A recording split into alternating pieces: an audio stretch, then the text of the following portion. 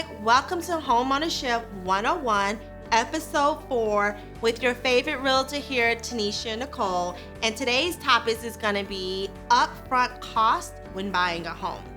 So, you know that you would need to apply for a home loan to purchase a property unless you're purchasing a property in cash. So there's a few things that I'd like to tell all of my buyers that they need to be mindful of when they are beginning the home buying process. Not only do you need your down payment, and you will also need to have funds for closing costs. But once you've identified a property that you like and that you want to put an offer on, one of the things that you will need to do is to put something called an earnest money deposit. That is a deposit, typically 1% of the purchase price of a home, to let the sellers know that you are serious about buying the home and you're going to put your money where your mouth is. When your offer is accepted, then the contract is an executed contract, meaning all parties are in agreement. We are ready to move forward. You will have 3 days to take your earnest money deposit, which is typically 1% of the purchase price of the home, or no less than $1,000, and you would have to pay that to the title company and or an attorney's office. That is due within 3 days, and that is funds that you are responsible as the buyer to provide, okay? Now, you do not lose those funds if you're smart. There's always an if. Those funds will either go towards the purchase of the home and your out-of-pocket expenses, and or refund it to you if things do not work out in the transaction. But there is a time slot where those funds can be lost if you're not being diligent in your time frames, okay? So that is one. Another thing is, when you found a property that you were interested in and you put it in an offer and your offer is accepted, you have 10 days to inspect the property.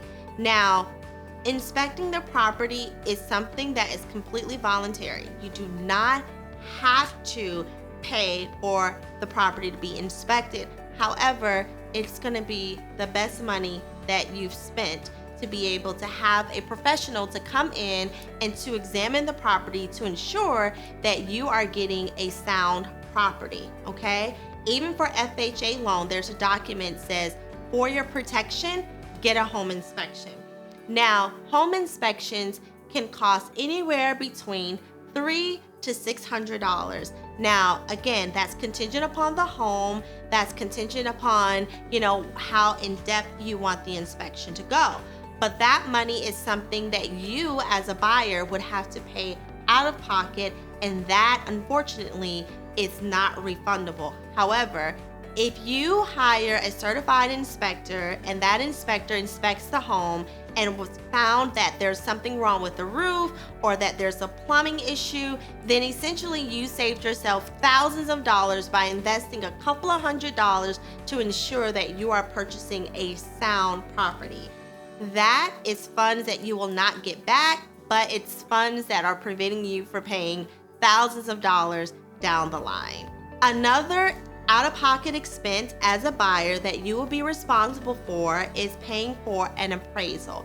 An appraisal is so important to any real estate transaction because it allows you to determine if you are purchasing a property at or below value, okay?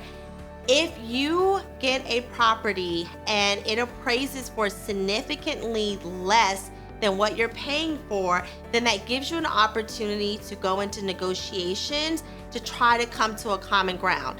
A lender will not loan you money to purchase a property that's undervalued.